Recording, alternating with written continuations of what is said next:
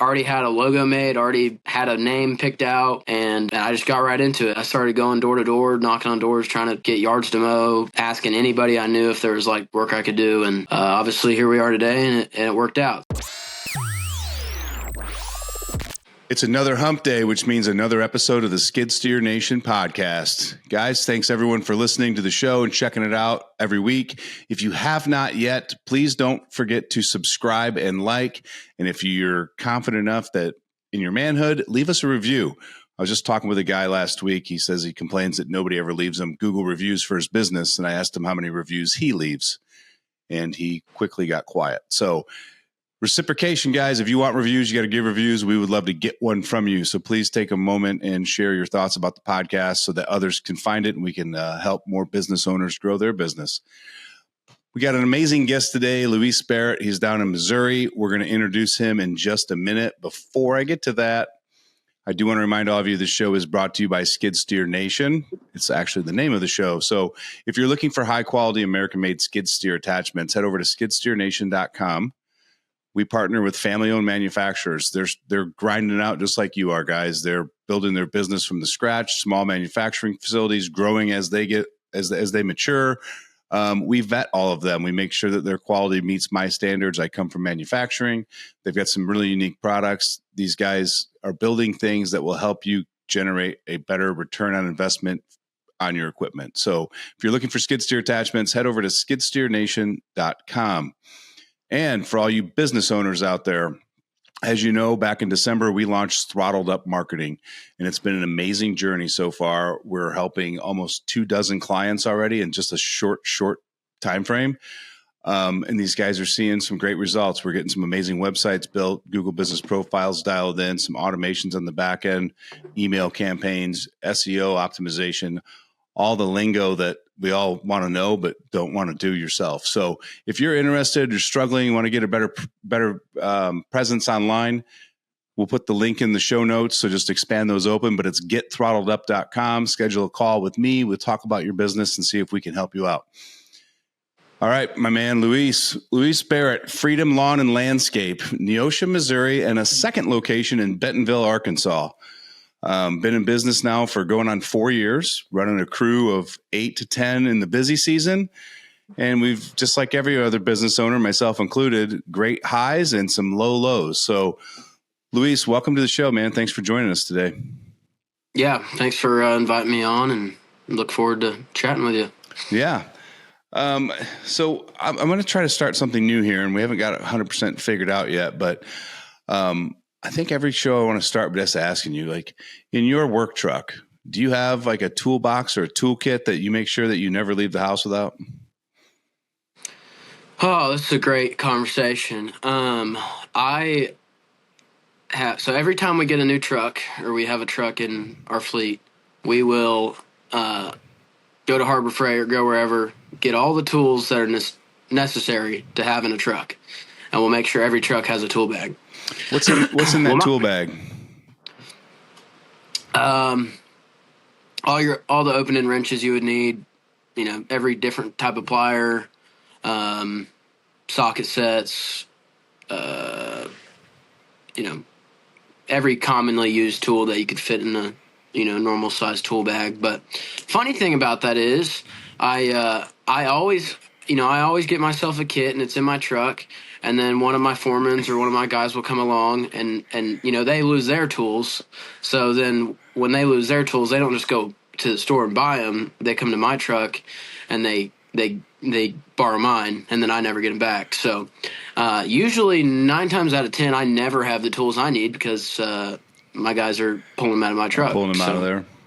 What are some other things that you like to keep in your vehicles just for emergency? Like, do we have extra straps, grease guns? Like, I'm just curious, like, what's necessities for you, for your business and in your vehicle? I'd say typically for me, I always have my laptop on me. Cause mainly what I spend most of my time doing is just sales and estimates and all that type of stuff. So always have my laptop in the truck with me, my 2 phones. As far as actual gear goes, I I'm a terrible procrastinator, so usually if I need anything, it's last minute and I just go grab it. So I don't keep a lot of necessities in my truck. I'm a big outdoorsman, big hunter, so I usually have a gun in my truck from hunting season or something in the back seat relating to hunting. So yeah, I was going to wait to bring that up. My truck's typically a mess. Yeah. Well, since you bridged that gap early, let's just dive right into that. So you're running 2 locations, multiple employees, and then with all that free time you have, you're still doing guided hunts down in your area. Yeah. So we, apart from the landscape dirt company, we have our hunting outfit in Southeast Kansas, and I have a team out there that runs all that, so I don't have to be there. So that's why I get to spend time here during the winter. But yeah, it's definitely, the winter time's definitely pretty stressful. There's a lot going on. So what kind of hunts do you guide? Is it across the board, or are you more waterfowl? Mainly waterfowl. We're starting to get into deer hunts more, turkeys. We do pheasant hunts as well, but usually that's like a package deal with the waterfowl stuff. But, Gotcha. I mean, where we got our start was waterfowl hunts and all that stuff. What's your favorite waterfowl to hunt? Man, it changes by the day. There's days that I'm strictly wanting to shoot ducks and days I love hunting geese. So it changes. Really, it's just whichever one's being nicer and being easier to hunt. Yeah. I like goose hunting, but I used to be an avid duck hunter. Yeah. I don't know why I got out of it. Just got busy and didn't make the time for it anymore. But I will tell you what, after taking a wood duck from the field to the frying pan in less than 2 hours, there's literally nothing better on this planet, in my opinion, than fresh wood duck. Wood duck is good. When people ask me like what the best duck is to eat, I always say either wood duck, mallard, or teal. Yeah. But probably wood duck. Oh, it's my favorite. My favorite. Yeah, and then the guys around here, they run a lot of millet and corn, so the mallards taste pretty damn good too. Yeah. Where are you out of again? Central Illinois. Central Illinois? Yeah. So we got the Missouri Flyway, the Mississippi Flyway runs right through us. Oh yeah. So I'm texting back one of my guys here real quick. Oh, you're good, man. Asking where something is. It's the beauty of running these interviews like during work hours is that we got to be lenient with the guys still running a business. So you're good. That's awesome, man. Yeah, waterfowl. If you guys get into that, man, it gets in your blood. It gets addictive. For sure. I started doing that when I was 13 years old or so. I've hunted all my life, deer and turkey and whatnot, but me and my brother, this is the main person I hunt was my brother, or grew up hunting with. And, we'd deer hunt in the fall. We'd get our deer tagged out and didn't know what to do from then on. And we like squirrel hunted a little bit, and then we like got bored of that because it's like you only want to eat a squirrel so many times. And so we started like jump shooting ponds because we saw these ducks out there. And that's probably around the time that like Duck Dynasty was in its prime as well. And okay. The influence of that was kind of going around to everybody in the hunting world. And we started jump shooting ponds, and from there we were pretty sick for it. Started buying decoys and stuff. And yeah. And looking back, it's kind of crazy. I love telling people this thing, but it was that first year that we were duck hunting, and it was like after a hunt one day. And mind you, at this point in my life, I was 13 years old, and I'd only ever shot like 10 ducks in my life. I made a Facebook post after that, and I like started a Facebook page, and it was called Lucky Duck Guide Service. And I made it because, and in the post it was like, hey, I'm not old enough to guide obviously yet, but like I really like this, so when I turn 18, I'm going to start using this page to do guided hunts. And it was just, looking back now, it's like I literally shot 10 ducks at the time. Like I had no clue what I was doing, but it was kind of cool to see like I had that vision and I like went through with it. I love that. And It just came across my feed not too long ago, but I guess Mr. Beast just released a video that he had made 5 or 6 years ago or 10 years ago, and he scheduled it to come out in 2025. Mm-hmm. So this was back when he had like 200,000 followers. Yeah. And he was talking about his journey that he went. So kind of similar to you, right? Like, I know where I want to go, and I'm just going to put this out there now and post it to see what the reality is later. Yeah. Jim Carrey wrote himself a check for $1 million. And he carried it around with him until he got it. I'm not a super, like, I don't know what that's called, where like I don't believe, like, actually, like, me saying that when I was 14, I don't think that was the actual reason I ended up being able to achieve all that. But I do think there's, like, power in manifesting the things that you, like, truly want, years in the future. And in my opinion, like, a lot of my success and a lot of just what I've been able to do, which is still limited, obviously, I'm only 4 years into it, but a lot of what I've been able to do is just, when I have a dream or have a goal and something I want to achieve, I mean, I don't, there's nothing in my brain that, like, makes me think I can't do it. And I think that's, like, a lot of people I talk to, like, they have this limiting belief around themselves that, they don't think they can get to something. I'm like, man, it's 2025. Like, if you can think of it, like, you can achieve it if you make the right steps. Yeah. So. And Luis, I think a big part of that is the circle of friends that you keep near you. Yeah. Are they pushing you up the mountain, or are they dragging you down to their comfort level? Yeah. I mean, I can tell you, since I started my business, my friend circle has gotten way smaller just because, I mean, if they're not, like, I mean, really, it's hard for me to even, like, tell you what my friend circle is, because I don't really have, like, a ton of friends. I have a lot of, like, business acquaintances and stuff like that. But, like, as far as, like, true close friends, I mean, it's my wife and my family, really. Yeah. But once you dive, like, headfirst into truly being a full-time entrepreneur and making those life decisions, because you're living a totally different life than a lot of people, you have a small circle, and a lot of people that the good ones will show themselves, and the bad ones will also show themselves. Yep. Yeah, it's like, just like what you value in your life. Like, time is a very precious asset for all of us, especially when you're running a business, right? I mean, so you start reprioritizing what your day, weekends look like, and then some people push you, like, again, they push you along, or they try to drag you back, or they complain that they're not getting your time, even though there's nothing to do with them, like, that benefit, that makes you grow. Yeah. Yeah. And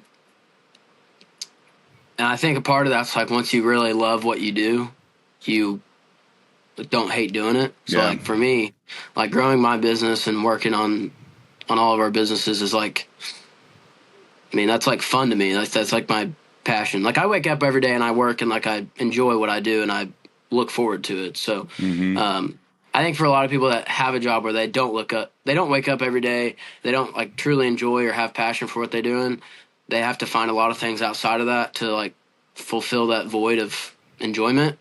I know for me, like, ever since I started our landscape company, I haven't gone fishing, but maybe, like, twice in 4 years. And I used to fish coming out of high school into, like, just out of high school years. I was fishing, like, every other day. I mean, I probably fished, like, half the days in a year. Yeah. And I still would love to go do it. I just find fulfillment out of what I'm doing in business, and your priorities shifted. Yeah, my priorities shifted, and now I have a family and stuff, so I don't get to do it as often. But. Yeah, I read this somewhere, and I've tried, and it comes off kind of rude at times when I say it to other people, but we have time to do everything that's important to us. So when people say, I don't have time for that, it's just not a priority, and it's not a negative, but just be honest with yourself. Like, I'm not doing it because it's not a priority. Yeah. And then when the pain of not doing it gets worse than the pleasure of being lazy or whatever it is, you'll make a change. Yeah. Yeah. I mean, you like look at like, you have those days where like you procrastinated something and then like there's that one day where like you realize you have to get all these things done and you actually make it happen. You're like, all right, you really can do a ton of things in a day if you want to, and you make it a priority to do it. Yeah. And I don't know about you, Luis, but I find that the day that I finally do all those things I've been procrastinating on, I'm like, why didn't I just do them when they came up? Because I've been thinking about them every day, and it's been draining me out of energy, even though I wasn't taking any action on them. Yeah, for sure. What made you get into into the Freedom Landscape, lawn and landscape back in 2021? Like, how did the business come about for you? I mean, I'll start at the beginning of my entrepreneurial journey. That way it'll kind of lead into that. I guess the short answer to answer that real quick is we had already started the outfitting business, and I needed something to do in the off season. And that, at first it was like, okay, I'm gonna stay guiding 3 months of the year, and then the rest of the year I'm gonna do landscaping. And the vision wasn't that, as big as it is now. Because now, like, the landscape company is year round for me, and it's not just a seasonal thing. I mean, same with the outfitting stuff. We have to deal with that stuff year round as well, as far as the actual booking of clients and logistics and property management and whatnot. But I guess to take you back to like the beginning of like where my journey started with entrepreneurship and stuff, I was in middle school. And then getting into like junior high, and I started managing Instagram pages for like small businesses and just had a few of my own pages as well. And I didn't make a lot of money. I probably honestly broke even on all of it. But that was like my first itch of like, oh, I can make money without having to like report to someone. And I enjoyed that feeling. And then from that, one of my Instagram pages is that I managed was like hunting outdoors related, and obviously I already did all that stuff. So I ended up picking up. My parents had a camera in our closet, and I ended up asking them if I could use it to like take some pictures of our just when I went fishing or went hunting and stuff. And they're like, yeah, that's fine. And so I started taking that and taking pictures when I was hunting and whatnot. And I really enjoyed it. Then I was able to start using my own photos for our outdoor page. And that kind of evolved into, I ended up buying like a nicer camera and just shooting pictures with that with like some buddies. And then my pictures started getting better. And then like freshman year of high school, I started actually getting hired by, companies and people to shoot content for them. And by this point, I was making enough money that I was like, wow, this is like what, like to me as a freshman in high school, I felt like what freedom felt like, because I had money. I didn't have to report to anybody for a job. And I was I would have been 15 at the time, 14 or 15 at the time. And I, even $1,000 a month to a 14 or 15 year old, it's a ton of money. So I felt like I was rolling in it. So then by sophomore, junior year-ish time, I ended up upgrading cameras. And by that time, like it was taking over like my school time. So like I would be at school on my computer that I brought to school and be editing videos or editing pictures, managing pages and whatnot. And it got to a point where like, I was never good at school. Like I was always like the talkative one, always getting in trouble for like being distracted, extreme like ADHD kid in class. Never had good grades, but like finally that was the point where I was like, my side hustle thing I'd been doing had like completely taken over priority over school. And My parents were never like super strict. They were never people that were like, you have to have A's or A's and B's or whatever. I mean, they were like, if I had above a D, they were, fine with it. Right. When I had an F, they weren't like grounding me and stuff, but I don't know, but I guess maybe they just saw I just wasn't that type of kid, and they didn't like put all my value in schooling, and they saw more in me somewhere. I don't know, but come my junior year, coming up on Christmas break, I got to a point where I was like, I had like all F's in all my classes other than history, because like I'm a history geek, so I love history. But every other class I had like an F in, and I came to my parents and I was like, hey, I need to I think I want to like just drop out and call school quits and like chase my business, because like I'm obviously not succeeding here and I'm succeeding over here. And my parents were actually really receptive to it, and we sat down and obviously talked through the process of it, and we made an agreement if I would go get my GED right after I dropped out, just so they could have the security of knowing I had that. They were fine with it. So I dropped out. That's when COVID hit. And so like school was out anyways. So basically I was living the same life as everyone else. Other than right after that, I started, I was flying somewhere new every week, taking videos and photos and whatnot. But yeah, I did that for a year and a half, enjoyed it, but just wasn't, there's a lot of traveling, and it's not like a super scalable business because it's just you. Yep. And then I started the outfit, and that maybe like a year and a half later in the fall.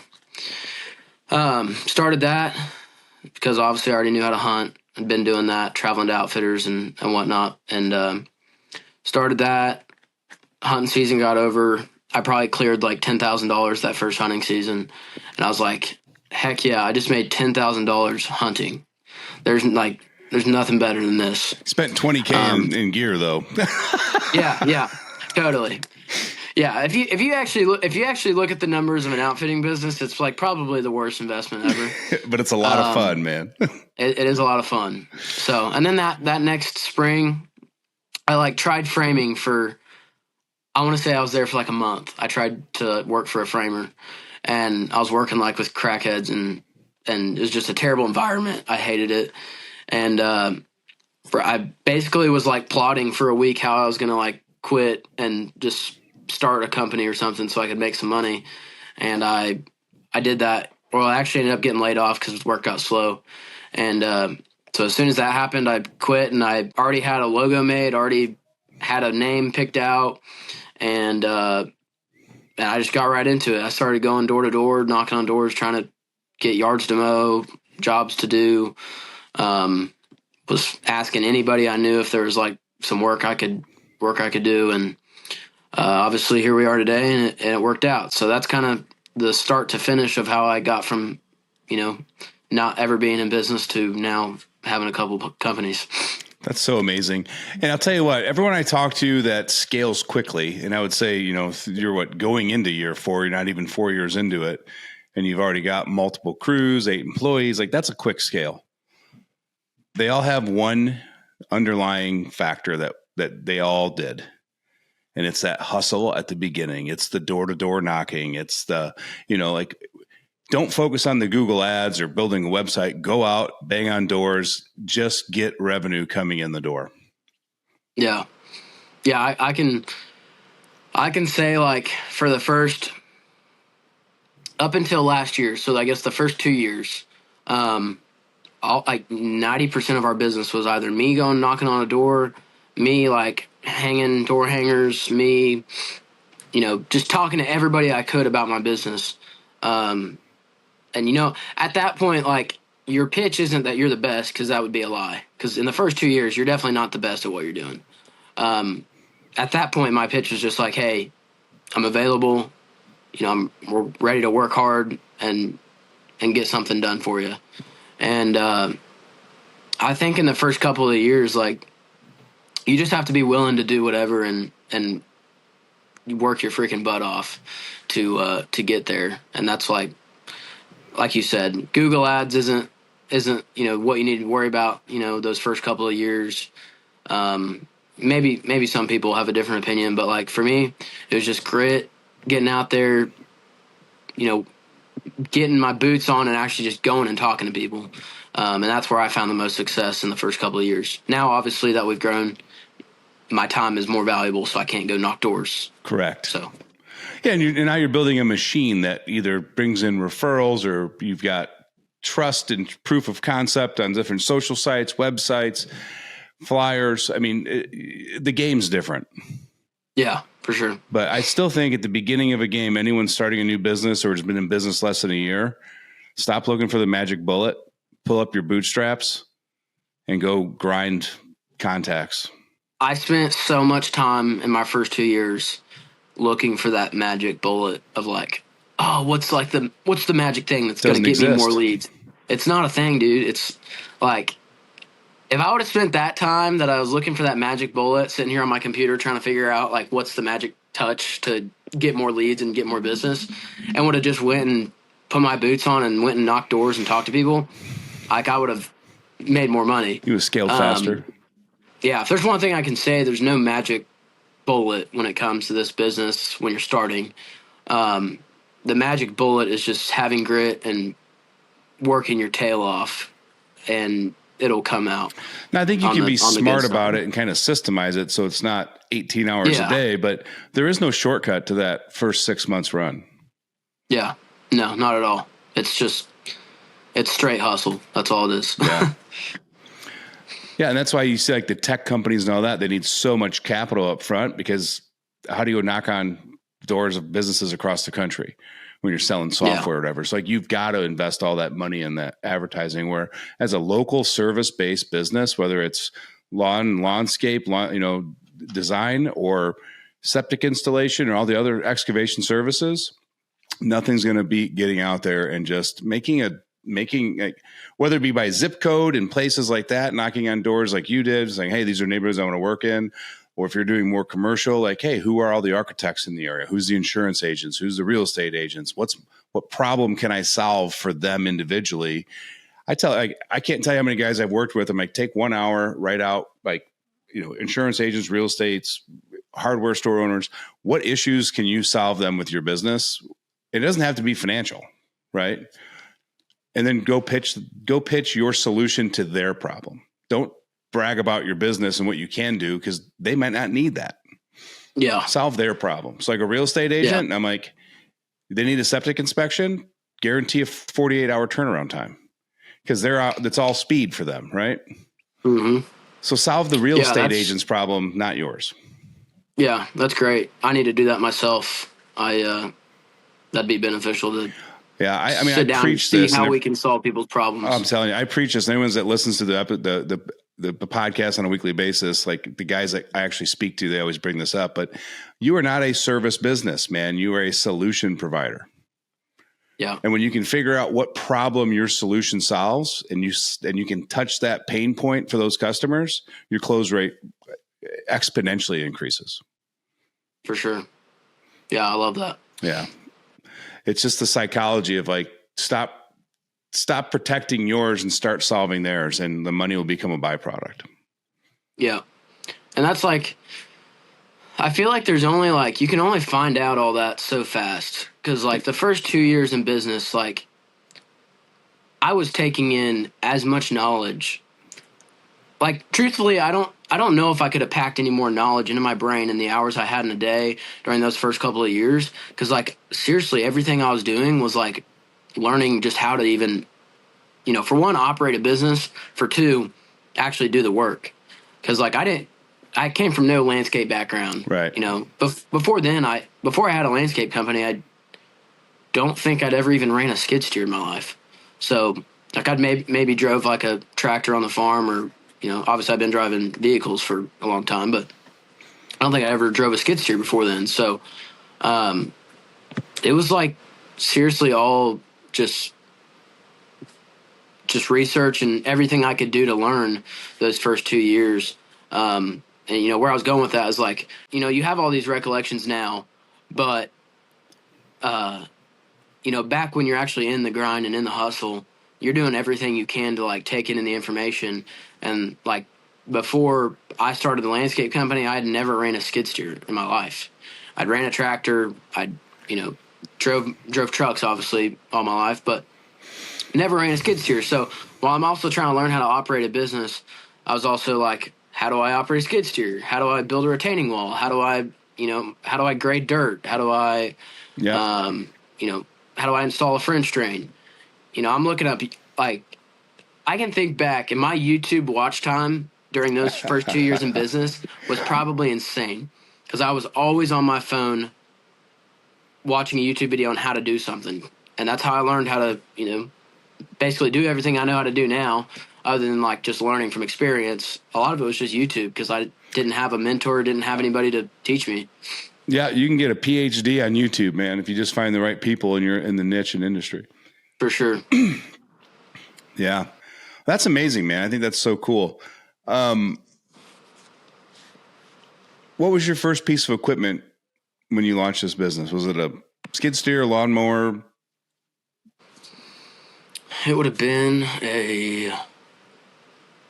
so the first like season I was in business, I borrowed my dad's zero turn to mow lawns, and in return I had to mow his yard for him.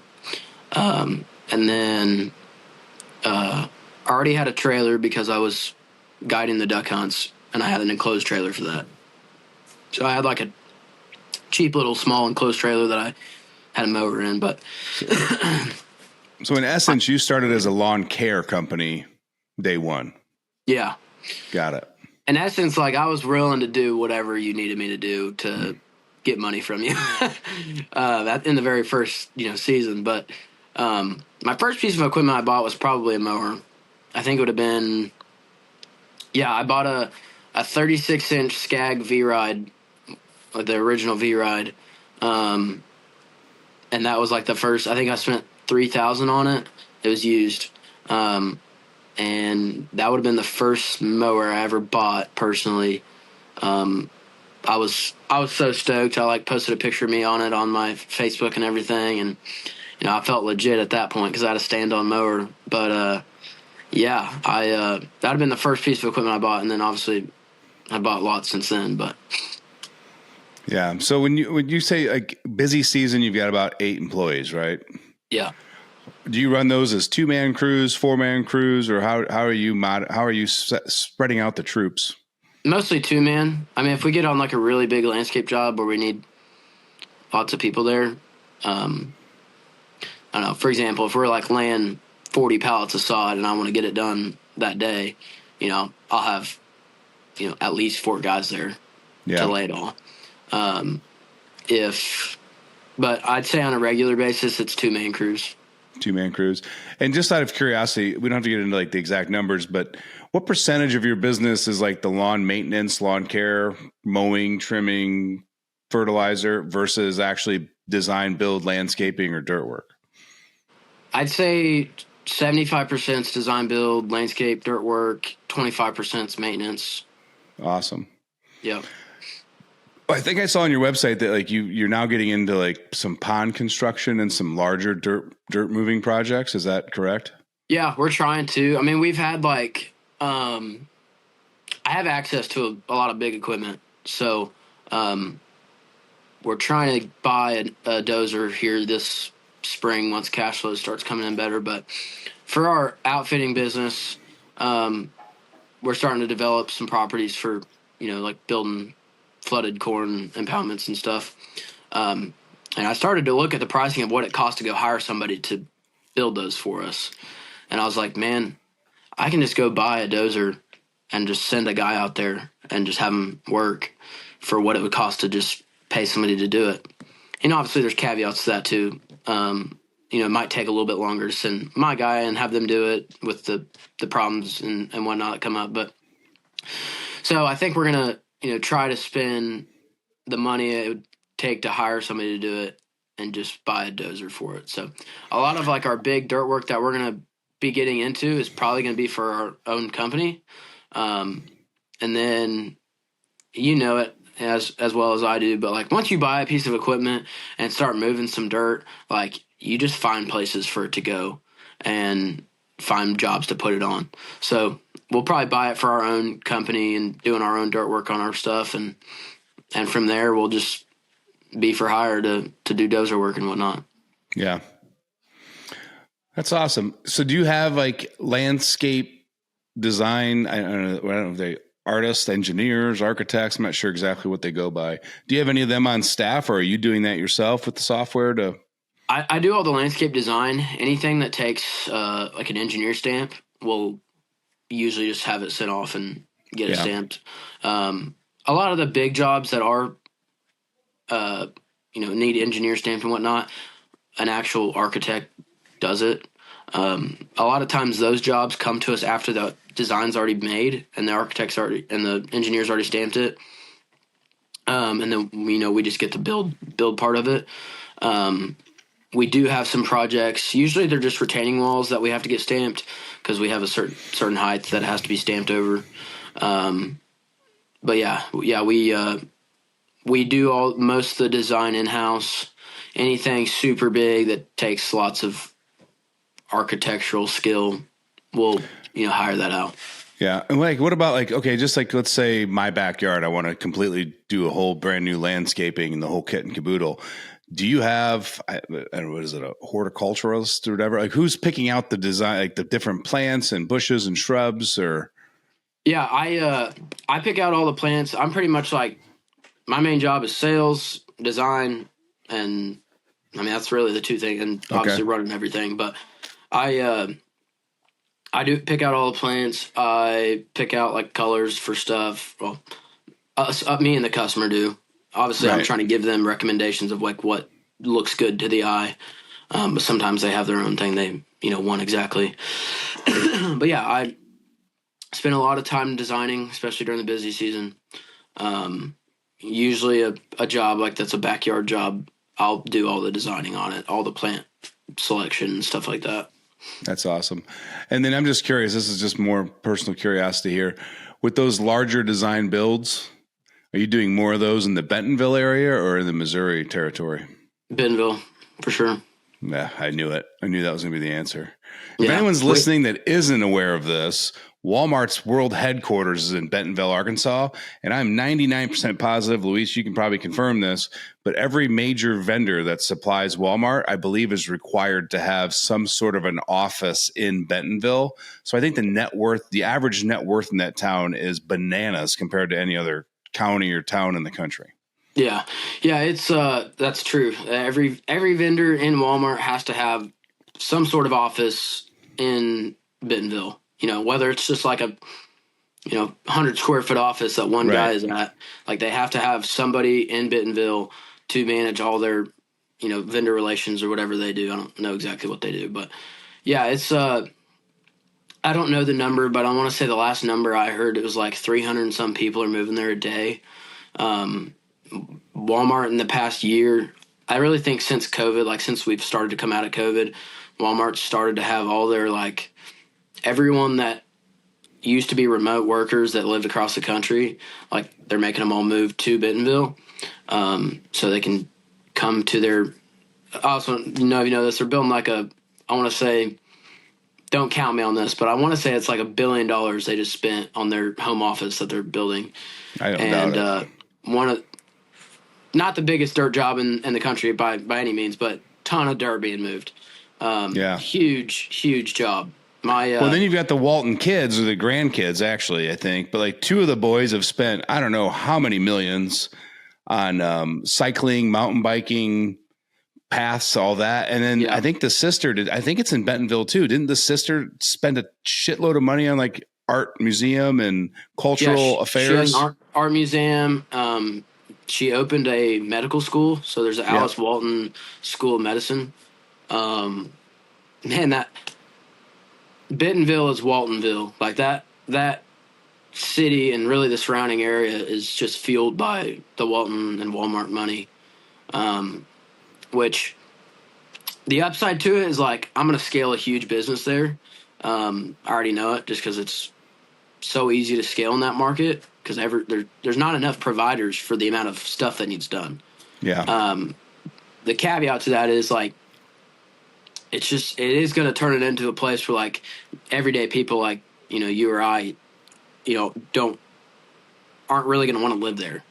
I personally live 45 minutes from Bentonville, and I don't really want to live in Bentonville just because it's not my pace of like living. Yeah. I love working there. I love how everything's fast paced and everyone's hustling. But as far as like actually living there, it's not really somewhere I want to live or like honestly can financially make sense to live there. The prices are all inflated just because all these people that were remote workers are coming from California, Texas, Arizona, all these places where tech companies are big, and they're moving here, and $700,000 house to them is like, well, shoot, that's That's what that's what I sold my bungalow for in California. Yeah, I can pay that in cash because the equity I gained on my house in California is enough to pay for my whole house here in Arkansas. Right. So, but like to a guy like us, like even a starter home out there is starting in the upper 300s, 400s. That's what I figured. And here back at, in the Osho, Joplin area, starter homes are around 230 to get into a 3-bed, 2-bath starter home. That's wild. I remember when I was your age, a starter home was like $75,000. Yeah. Yeah, it's definitely it definitely makes it tough. But yeah. When the opportunity to make money stuff today goes up, we make more money as well though. The opportunity to make money today though is so vast compared to what it was for me growing up. Like we didn't like the internet was coming up and like, yeah, we used it for Yahoo searching and some stuff like that. But I don't remember whether I wasn't looking for it or it just wasn't as prevalent, but like all the online ways to make money were kind of scams back then. Yeah. And like YouTube was really more for fun videos that like people weren't doing that big educational content. So it was still like we grew up, my father was a third shift millwright in a foundry, so we just grew up to go build somebody else's dream is how we were raised, work hard, provide for your family. And I was like quickly in college, like, screw this, man. I'm going to go build something for myself. Yeah. Yeah. I can't attest obviously back to like when you were, in my in my age right now, I'm 21. So I can't attest like what life was like back then. But like, I feel like today it's almost pushed more now to like being like entrepreneurship now is almost so glorified that like, that's kind of what everyone like first thought is, at least in the realm that I see around. Yeah. Since, like kids coming out of high school now, it's like everyone starts a business now. Like even if they go to college, they start some sort of business because that's just like what's popular now. Well, I laugh because there's so many universities that are now offering an entrepreneurship program and entrepreneurship classes. And I was like, man, you're not an entrepreneur until you get kicked in the dick 25 times. Like there's nothing they can teach you in college to prepare you for the beating you're going to take when you start a legitimate business. Yeah. The only thing I see college, like, as far as entrepreneurship goes in our business, the only thing I see college, like as entrepreneurship classes, there's no way they're teaching you any real life, like what it takes to be an entrepreneur. But like the only thing in college I can see helping you in business is like accounting, because if you can learn how to run numbers, you'll be way better off. And I'm sure there's some stuff they teach you in business admin that would help you in real life running a business, as far as just all the different little things you don't think about when you're starting it. Right. But yeah, there's not much in college they can prepare you for actual entrepreneurship and the daily, freaking bricks that get thrown at you. Yeah, I mean, you meet these kids at Bradley University around here, and like some of them are in the entrepreneurship program. I'm like, what does that mean for you when you get out? And she's like, well, I'm going to find my business idea. I'll write a business plan, and I'll go get some venture capital money to start it. And I'm like, enjoy yourself with that, because that's not how it goes. Yeah. Yeah. There's very few that works for. But you also got to think, if there's that many people going to college for entrepreneurship and everyone that gets out of college just writes down a business plan, goes and gets capital, like the fail rate on that has to be very high.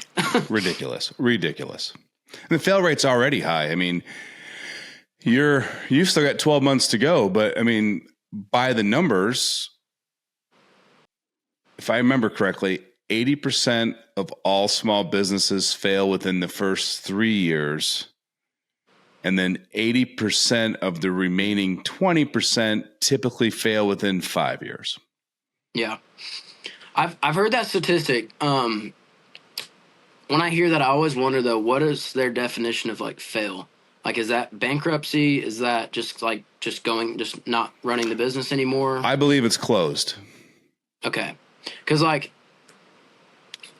at the 10-year mark, like I think 10 years down the road, if I run this business for another 10 years profitably and I just exit, and whether I sell it or not, and I just exit and I still made all that profit, I wouldn't really classify that as like a failure. So, no, you're right. But you like think about restaurants, bars, coffee shops, barber shops that you pop up and leave town. Yeah. You know, I mean, I don't even go to a new restaurant for the first 6 months because I don't want to like it, because there's a high probability it won't be there unless I know who the owner is. And if they've got a track record, then I'm like, well, he'll be fine. Yeah. Or she'll be fine. But, yeah, I mean, you just see so many of and I think, you know, how many people start an LLC for reselling jewelry or something, you know, like, and then they get bored with it and they just quit doing it. Not that they lost their ass and went bankrupt, but they just quit. So I think it's a broad term as far as business failures. But if you look at the overall landscape of it, if you were to do a Google search for lawn care companies in Neosho, Missouri, 2000, and do an LLC database search for all those LLC companies or S corps in 2000, and then do it again for now, I bet there's very few of the same names on both lists. For sure. 100%. Yeah. And I'd say the landscape lawn care industry is one of probably the most like overturned businesses out there. It's because people don't build the business plan, right? They're like, oh, I can get a lawnmower and a weed eater and I can go make some money. Yeah. Well, what I've noticed is like in the landscape lawn care industry, a lot of these guys, you know, started mowing yards or something on the side. It wasn't like there was no like big vision in mind. They just started mowing grass and making some money doing it. And then it became something that like definitely paid the bills and, you know, made good money. And then, but they never like had a business plan to exit. All they ever had was like, okay, I'm going to do this. And then what? What do I do after that? They just, you know, they just hope that they can sell all their accounts and equipment for enough to retire on or whatever.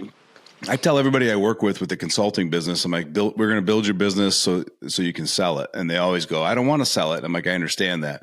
But you have to understand that when people buy an existing business, they're buying it because you've already got the processes in place. You've already got the operating procedures. You've already got the checks and balances for your employees. Like they're buying your back end systems and your out forward brand. So if you build it so that you can sell it, your business is running smooth. Yeah. Right. But if you're chaotically running around in circles and you don't know where this paper is and this isn't done right and payroll's a whirlwind at 5 o'clock on a Friday, nobody wants to buy that shit. Yeah. At the very minimum, they're not going to buy it for what it truly could be worth. They're just going to buy it for the value of, you know, maybe the equipment and maybe some accounts, which isn't really ever that much money. Right. But people want, like business people that want to buy a business, they want to buy something that's already fully functioning operational. Yeah.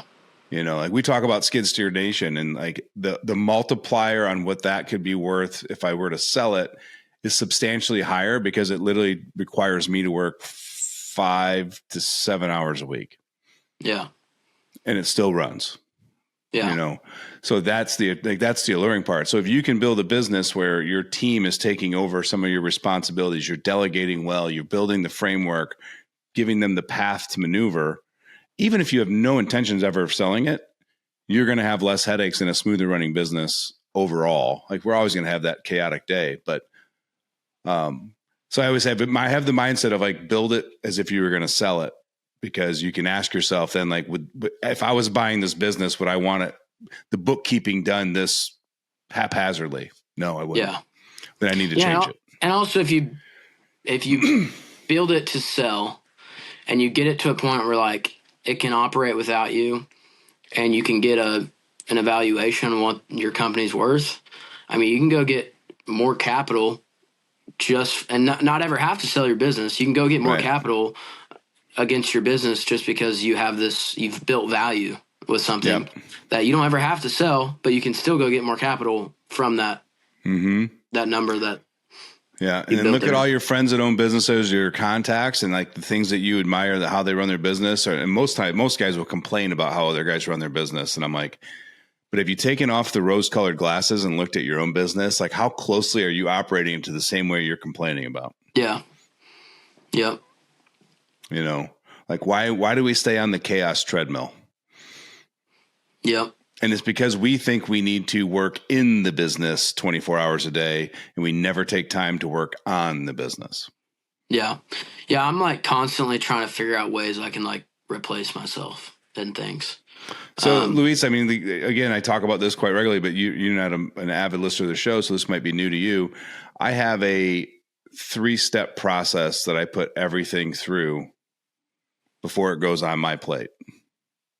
One, so something new comes up, whether it's a task, a process, opportunity. Is it, can I eliminate it? Am I just creating busy work, or does it actually drive a difference in growth and bottom line? Yeah. Because a lot of shit we end up picking up or thinking we need to do really doesn't drive direction. For sure. So before I even look to ways to offload it or delegate it, I just like, do we really need to do it? Or should we just eliminate it? Yeah. So if we do have to do it and we cannot eliminate it, my very next question is there a way for me to automate it?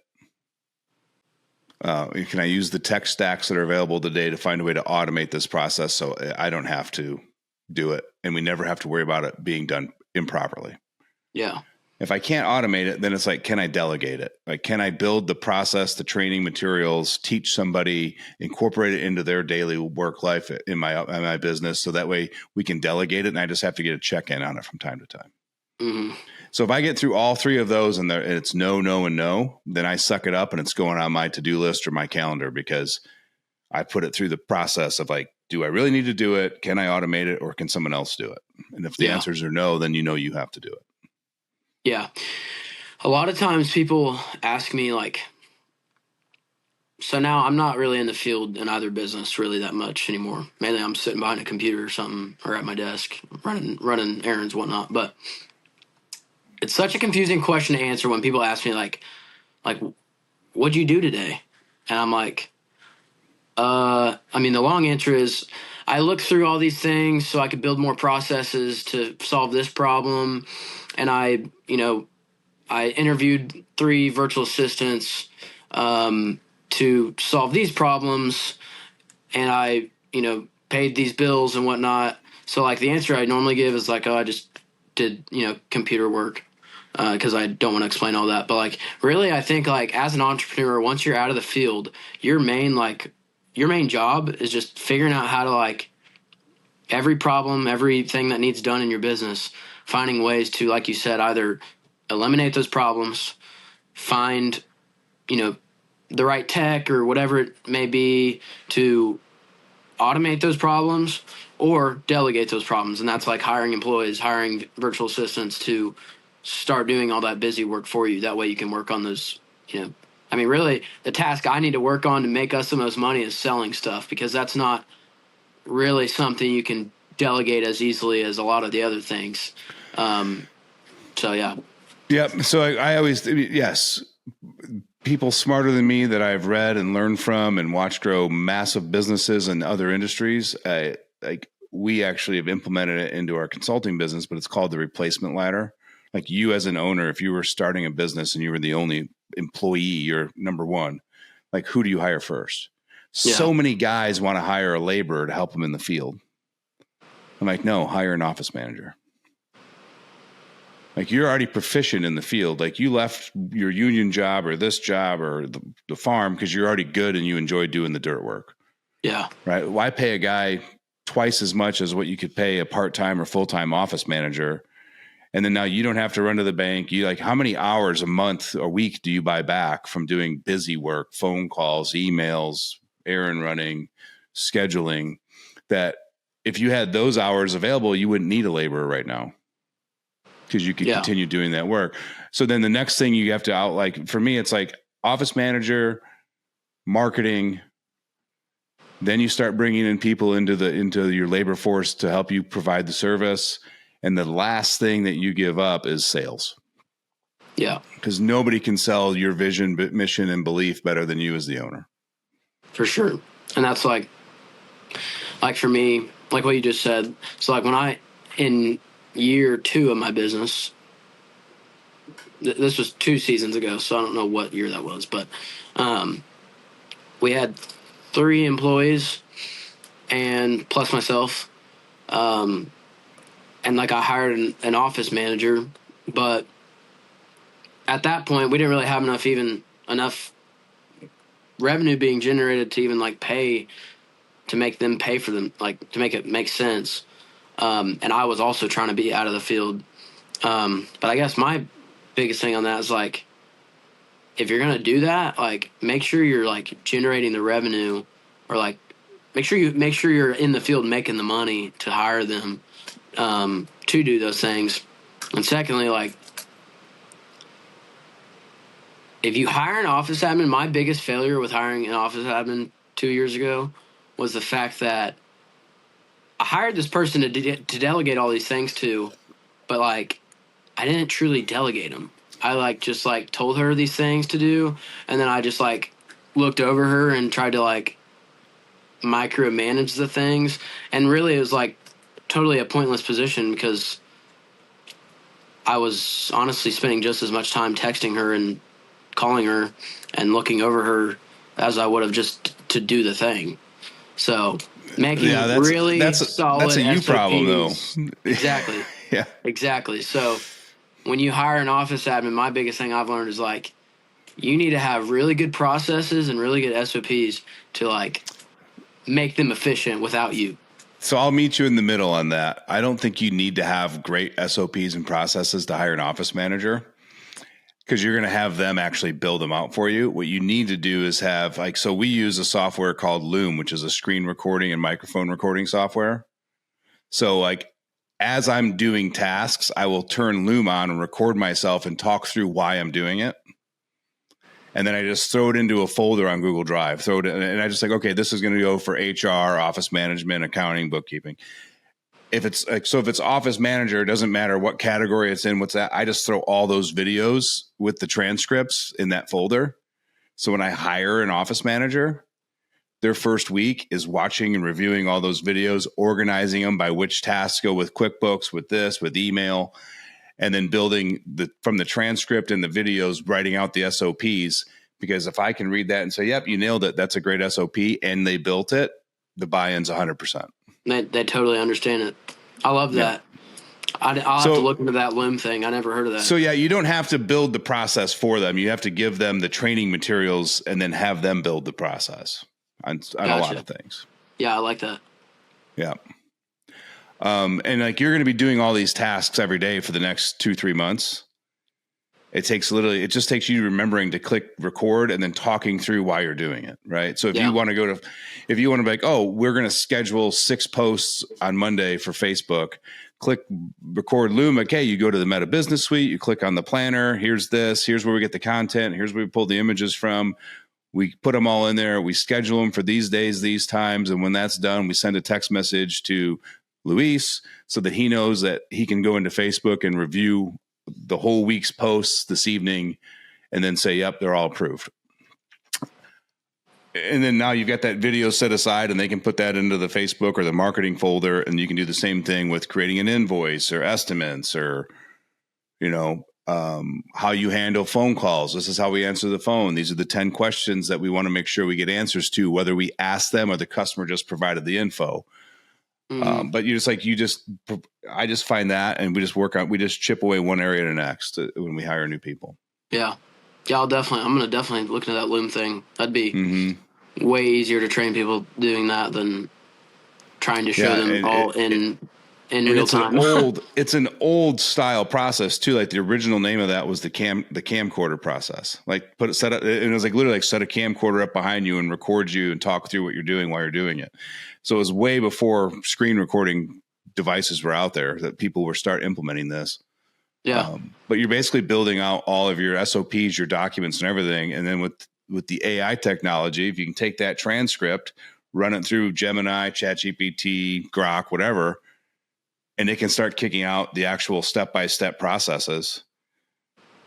Then now you can build your employee manual book for each department for this. And you've got a fully systemized business. And if somebody says, hey, I want to buy your business, and you're like, well, we have this, and this, now your valuation's higher than it was 6 months ago.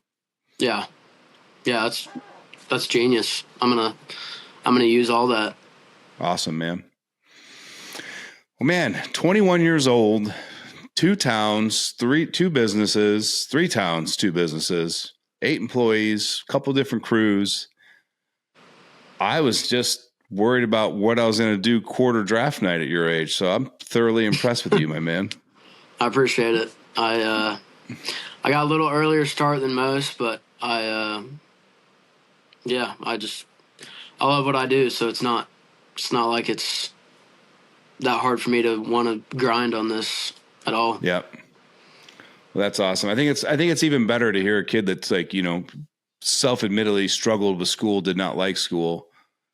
And yet when it's for yourself, you find a enjoyment, passion, love, whatever you want to call it, for the actual office work, because that's majority of the area that guys that struggle in school don't like, and then they avoid it.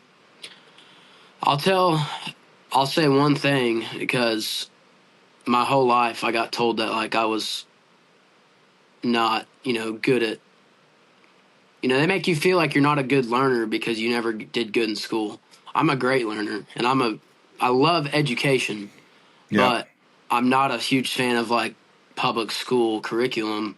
And that's, as far as education goes, post high school, I guarantee I've done more self-education than 99.9% of people I went to school with. And I can guarantee I've learned a lot, more than a lot of the people I went to school with post high school, because like I'm still educating myself. It's just not in a school curriculum style. And I'm a big proponent of that, because like I just want guys out there to know that just because the way you learn is not through a curriculum that a school gives you, that doesn't mean you're stupid. It doesn't mean that you're not a good learner, and it doesn't mean that you're going to be any less than someone. It just means you learn in a much different way. And, dropping out of high school, like I got lots of flack from people, but I'm much ahead of people now that gave me flack. So, I think if people can find their like how they learn best and continually educating themselves, they're going to go far in life. Where a lot of people get it wrong is they'll get out of high school or get out of college and they just stop learning. Yep. They quit learning after somebody is teaching them. Mm-hmm. I think you need to be learning every day, and you'll go far in life. Yep, I agree with you, man. I think the worst thing we did as a country was put standardized testing in place, because now teachers, administrators, and all that, they're all getting their bonuses, their raises, and everything else based off a standardized test that every child takes. And yet you can't tell us that, every kid's unique in the classroom, and then get mad because we as a whole don't take that test properly. Yeah. Yeah, like as a kid, when I took those tests, like to the state, like I was stupid. Right. But now, like, I would love for them to tell me I'm stupid. Yeah. Well, I just don't care, right? Yeah. Yeah. But it's just, again, like I struggled. I was actually, I'm pretty sure I have like an ADD or an ADHD also, because I can't concentrate. Or if I concentrate, I'm super focused. It's A or B, right? Fortunately for me, when I was in school, I was the other side of the coin. Like I was bored with school. It was easy. Yeah. Like I didn't even know where a single book of mine was in my senior year of high school. I found them buried under football pads and everything else in my trunk at the end of the year. And I had advanced placement classes, and I just was bored. But I didn't care about the process. I cared about the end results. Like in geometry, if I was like, oh, it's 43 degrees. And they're like, well, that's not correct. And I'm like, it's not? Like, well, yeah, but you didn't show me the steps to get there. I'm like, are we grading the result or the process? Yeah. Like, how does somebody get a half credit for showing you the right process but getting the wrong number? I'm like, I'm pretty sure a rocket would blow up if that number was wrong. You know? If they had the process. Yeah, but you gave it a hell of a answer, try. You get 50%. No, it's wrong. Yeah.